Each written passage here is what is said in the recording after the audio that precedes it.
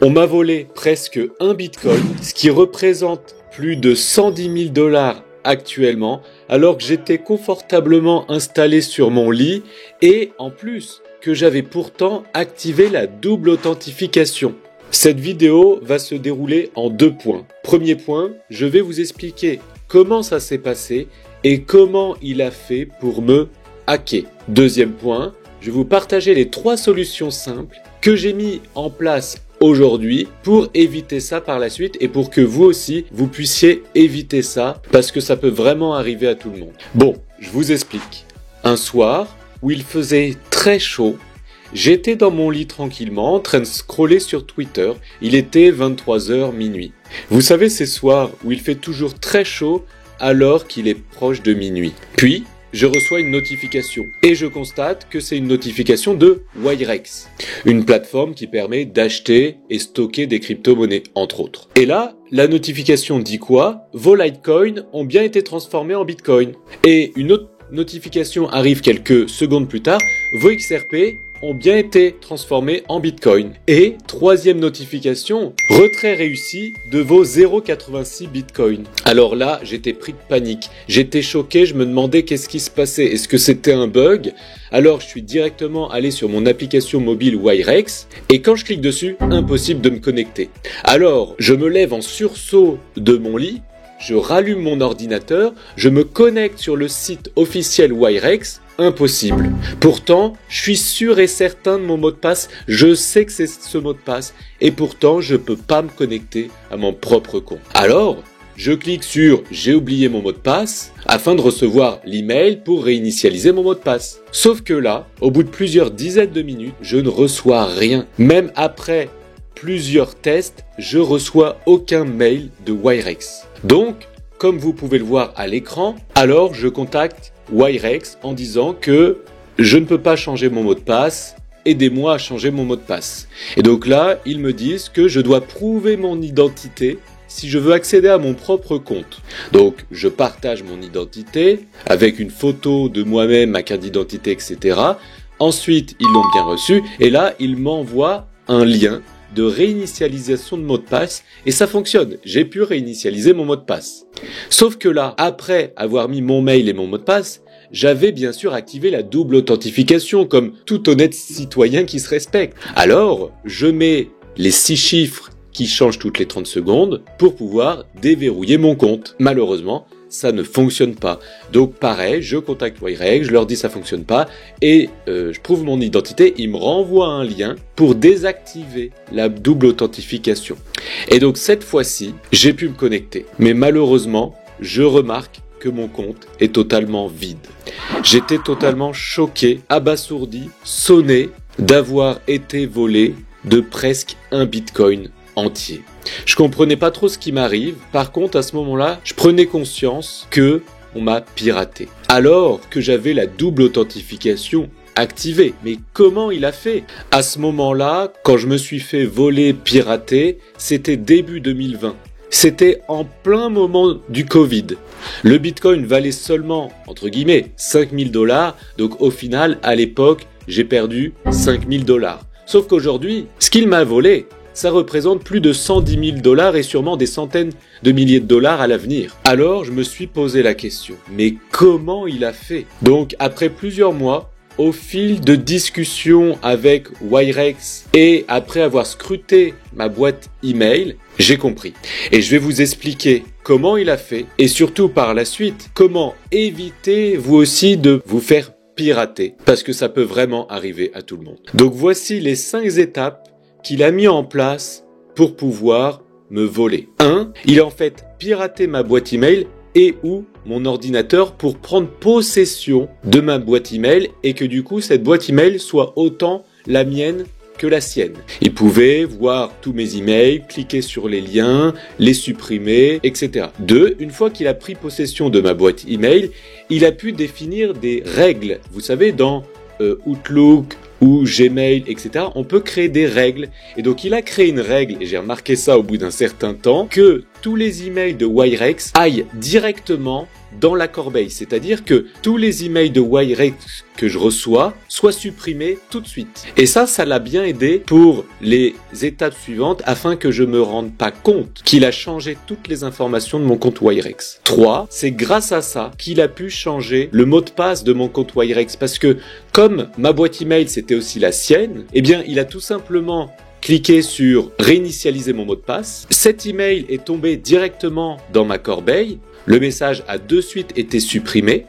Mais lui, il est allé dans mes messages supprimés. Comme ça, moi, je n'ai pas vu que ce message est arrivé puisqu'il a déjà été supprimé. Donc, il a pu cliquer sur le lien, changer mon mot de passe.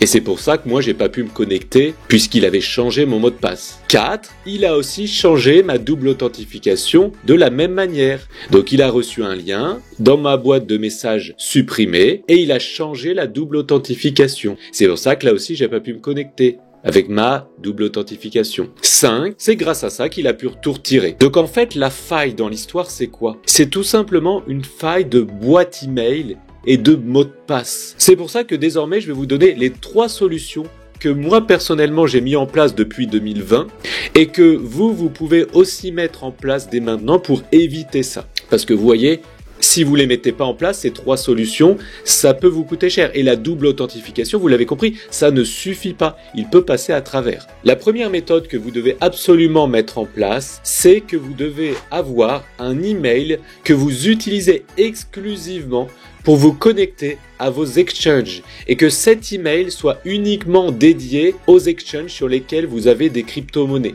Donc vous avez votre mail Gmail ou Outlook pour Amazon, Facebook, vente privée ou je ne sais quoi, des trucs tout publics. Mais par contre, l'email que vous allez utiliser pour vous connecter sur les exchanges, il doit être uniquement dédié à ça.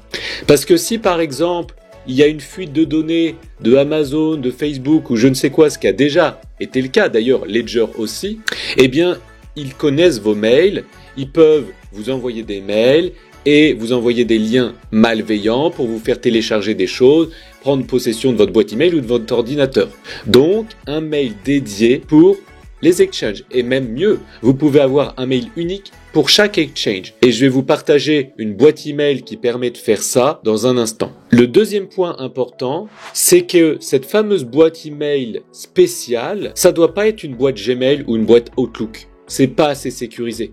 Il en faut une autre, beaucoup plus sécurisée et qui soit même chiffrée. Je vais vous dire laquelle dans un instant. De plus, il faut que cette boîte email soit fermée tous les jours. Faut pas qu'elle soit ouverte parce que je parie qu'aujourd'hui votre Gmail ou votre Outlook, elle est ouverte quotidiennement. Vous êtes jamais déconnecté de votre boîte email. Vous mettez jamais votre mot de passe et votre email pour vous connecter à votre boîte email. Non, elle est toujours ouverte. Eh bien, avec cette nouvelle boîte email et ce nouveau mail dédié aux exchanges, elle doit toujours être fermée, doit être toujours déconnectée. Donc, quand vous y allez, c'est-à-dire très rarement, parce que vous y allez que quand vous vous connectez à un exchange et je pense pas que vous y allez tous les jours. Donc, c'est pas si compliqué que ça, et c'est le prix à payer de la sécurité, eh bien, vous allez devoir mettre votre mail et un mot de passe pour vous connecter à cette boîte email sécurisée. Et en plus, ce que je recommande aussi, c'est que pour vous connecter à votre boîte email, il faut même une double authentification. Comme ça, vous êtes sûr que votre boîte email, c'est un coffre-fort. Et que personne pourra prendre possession de votre boîte email parce que ça va être beaucoup trop compliqué. Et c'est ça le nerf de la guerre. Le troisième point, c'est que vous devez utiliser un gestionnaire de mots de passe chiffré. Je sais pas si vous connaissez OnePassword ou Dashlane. En fait, un gestionnaire de mots de passe, je l'utilise maintenant depuis des années, c'est très important. Ça vous permet d'avoir des mots de passe très très compliqués pour chaque site que vous utilisez et que tous ces mots de passe soient tous différents. Et bien sûr, vous n'avez pas besoin de vous souvenir chacun de ces mots de passe. Comment c'est possible? Vous allez tout simplement télécharger une petite extension sur votre navigateur, vous cliquez sur cette extension et vous allez déverrouiller cette extension. Et pour la déverrouiller, vous allez mettre un code provenant d'une double authentification et une fois que vous avez déverrouillé cette extension, ça ouvre l'accès à tous vos mots de passe. Et donc du coup, si vous connectez sur Binance, eh bien là, votre gestionnaire de mots de passe va vous proposer votre email et votre mot de passe très compliqué que vous ne connaissez même pas et vous cliquez sur valider. Moi perso, je connais aucun de mes mots de passe et pourtant ils sont tous très compliqués grâce à ce gestionnaire de mots de passe qui est chiffré, crypté, le plus sécurisé au monde. Et je parle pas du tout de l'enregistrement automatique de votre mot de passe et de votre mail que propose votre navigateur Google. Enfin plutôt Chrome. Ça, il faut surtout pas faire ça, cet enregistrement par défaut, parce que tout le monde peut y accéder. Alors que là, tous vos mots de passe sont protégés par un mot de passe de double authentification. Alors personnellement, j'utilise ProtonMail pour cette fameuse boîte email sécurisée et ProtonPass pour ce fameux gestionnaire de mots de passe. ProtonMail, c'est le plus grand service de messagerie électronique chiffrée de bout en bout au monde. C'est une entreprise suisse qui existe depuis énormément d'années et qui est très sécurisée. Et en plus, via cette boîte email, vous pouvez mettre la connexion via double authentification, vous pouvez créer très facilement plusieurs adresses, etc. ProtonPass, c'est leur gestionnaire de mots de passe avec protection de l'identité. C'est comme 1Password si vous connaissez, sauf que ProtonPass, c'est beaucoup plus sécurisé, c'est chiffré de bout en bout et c'est le gestionnaire de mots de passe le plus sécurisé au monde. Donc si vous êtes intéressé, vous avez mon lien partenaire qui se trouve sous cette vidéo et en plus vous avez des codes promo en ce moment. C'est vraiment le prix de la sécurité, même si ça coûte quelques euros par mois. C'est un investissement qui vous permet de protéger vos fonds et potentiellement éviter de perdre, par exemple, ce que j'ai perdu. Et bien sûr, il faut ajouter les autres fonctionnalités de sécurité de base que proposent tous les exchanges, comme l'anti-phishing, la double authentification, la white address, j'en passe, et des meilleurs.